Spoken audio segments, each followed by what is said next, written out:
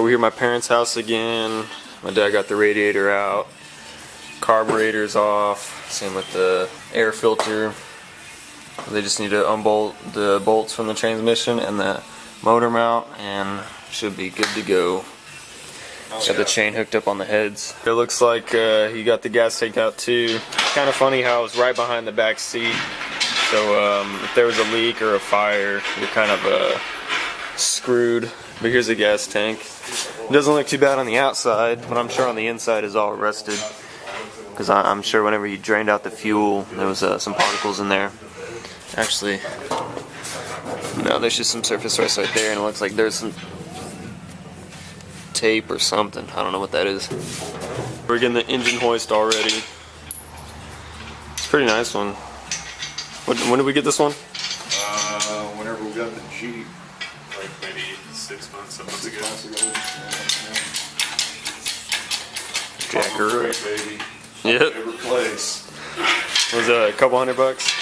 Oh no, I'm hitting the fucking. Yeah. Oh. Yeah, it's gonna be an issue. Alright, so we come to an issue. Nah, it's not that big a deal. We're hitting on the frame. Or the front cross member, whatever that is. It's an easy fix. So looks like we're just gonna have to jack up the truck a little bit.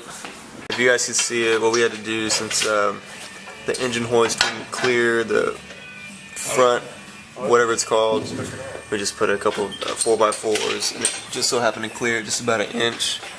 And so we just set up on jacks and set up on those, and as long as you don't hit those, we should be good. Make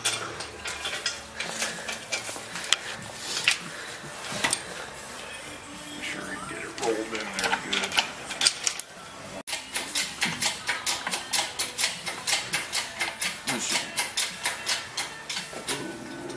Need to go over one more link. Yeah, probably just go over one more length. Alright, so we're just trying to watch out for this little vacuum thing. It's the vacuum advance. Vacuum it, what? Advance? Vacuum advance, yes. James, let it down a hair.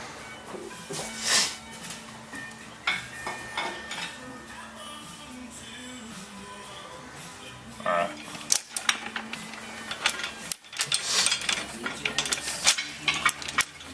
Isn't this song on Grand Theft Auto? Alright, pick it up. You what? This song that's playing on the radio. What about it? It's on Grand Theft Auto 5. So right now we're just removing the bolts on one of the little brackets for the engine. We should put. Is there only two bolts holding it in for the mounts? On the engine mounts, yes. Oh, okay. On the transmission, there's 6. Okay. Oop, I stepped on something. Are you gonna have to replace these bushings at all, or are they still good? No, the bushings are still good. Go ahead and pull that bolt out.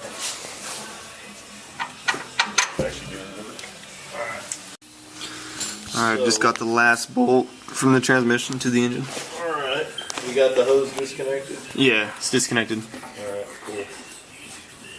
That's for the vacuum modulator. So is the engine completely disconnected from everything? I think so. So do we start jacking? Yeah, look over everything right quick. I believe everything's disconnected. Alright. You're floating. It's floating. You may have to pull it out a little bit. That distributor's hitting. Pull it back. Yeah, I got trained through all of my classes. It'll just be slow. Okay, it's turning. I'm holding it. Trying to do this all with one hand is a little tricky. Just a little bit. Pull it. Alright, you should jack it up now. Hopefully that header is not going to screw us anyway, but I don't think it will. Do you still have that other one in? Huh? Do you only... No, I took the other one off. I had to in order to disconnect the... Okay, pull out a little bit. Those coming out of the firewall. The little... This? It'll be alright. Alright, pull it back some. Yeah, this would be a lot easier to film if I could find my SD card for my GoPro. And I would have just suction cupped it to the paint. But nope, can't find it, so all I got is this camera. Alright, go ahead and jack it all up. I think we're clear of everything. It's finally doing something. It's talking trash earlier. You can see a little contraption down there. Working so far. Yeah. First time I've seen daylight in this how long? In a long time. Well, that's the first time this motor's been out since, Alan built the truck, So like 20 years? at least. At least How long have you had the truck? About 15, right? So. Oh no, we got plenty of room. We got this thing up. If you want, go ahead and pull back some. That way we can start getting clear of the underside. Nice and easy. You want me to help a little? Brother, pull. Whoa, there you go. yeah, this thing's leaking everywhere. Nice and easy. Oh, we got room, we got room. Alright, now start taking it toward your side. Keep going. Just watch out for those wood underneath. Pull back. As you can see, there's nothing there, and that's where a freeze plug should be. Yeah, it's just roached. Yep. See, this right here. Your dad shine over here. See right there, you can see a freeze plug. No freeze plug. So, yep, it's one of the many fixes. Now we just gotta pull off the flywheel to hook it up to the engine mount so we can work on the engine. Since the bolts were a little too long, and it's the only bolts we had for this engine hoist, or engine stand, my bad, we had to put so many washers and bolts on just for it to fit. I know it's hillbilly, but it'll work. Yeah, as long as the stand holds it up. I mean, that'll be a good... I mean, if the engine does fall, I mean, you could just do an LS swap real quick. Oh. Ooh, I don't know, Jay. Well, I mean, it's kind of straight, I guess. Keep going. I mean, it's gonna sag a little bit. There it goes. Alright, that's not too bad, I guess. Just have to be careful, but it's leaking so much. We gotta just leave it like this for a little while, with the hoist still on it, just in case. Well, not a bad idea, but it'll probably. We got a mess to clean up. Huh? So we got a mess to clean up. Yeah, it's just ain't gonna freeze. What are you doing right there? Just undoing the linkages? Yeah. There's a little cotter pin. And then that shifter linkage comes off, like so. I don't know if you guys can see it. And then there's two bolts right here that gotta come off Alright. in order to get it. Probably be a lot quicker, James, with the impact. If you want to climb underneath and hit it. Crack it? Yeah. Oh, okay. See.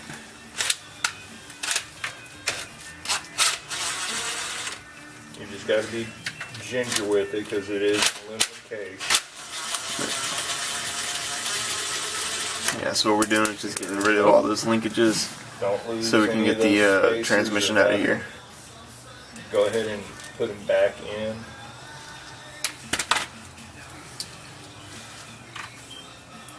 This transmission, we're going to have to undo the pinion with the drive shaft. Alright, we just pulled the tranny out. Couldn't really film it because I needed all three of us to do. Yeah, that's about it. It's nothing special. That's what happens when you use steel freeze plugs. They just corrode and turn to shit. So we'll be replacing all of these with brass freeze plugs. Pressed in rock. Ooh, that smells delicious. Smells like carb cleaner for some reason. Old oil. Yeah, we got the valve covers off. That's weird about how the springs are like that. They got the cover. He's got two different heads on here. There's two separate, like different type. Yeah, he's got an 882 over there and a 487X over here. But is it like interchange? I could, because my truck had the two different heads on it. Is it like that or no? I don't know. I'd have to look. I'd have to look to see to see what the difference is.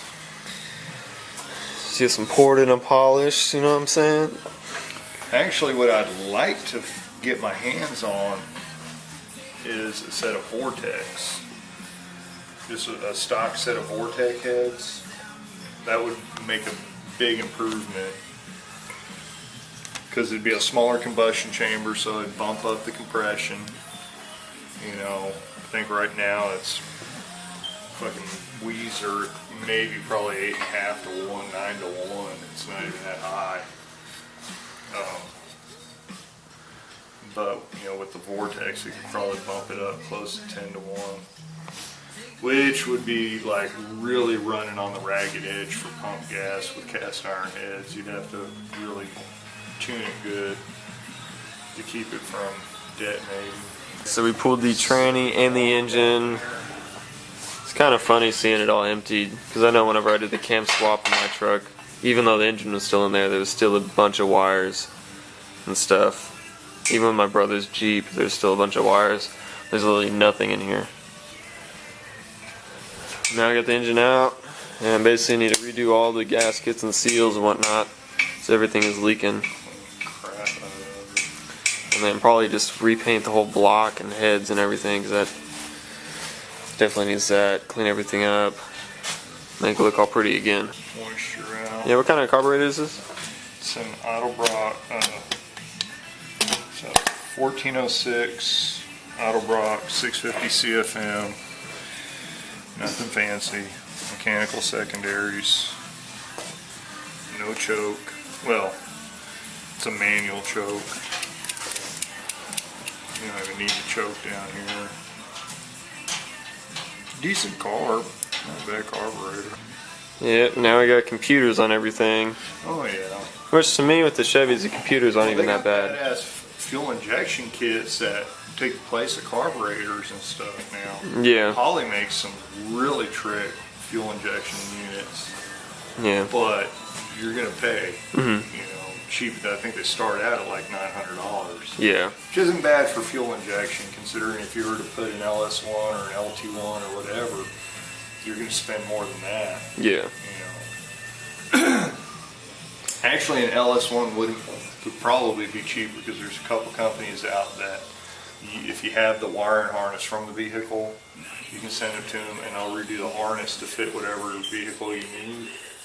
And they can do it for anywhere $150 to $300-400. So it's actually, you know, an LS would be cheaper fuel injection wise, but then you got all the knick-knack shit you got to do, mounts, headers, Yeah. fuel pump, you know, all that fuel tank wouldn't even work. I'd have to go with a completely different setup.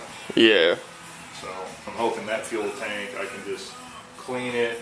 Hopefully it's just minor rust on the inside. Just clean it up with some diesel and a chain and be good to go. Yeah.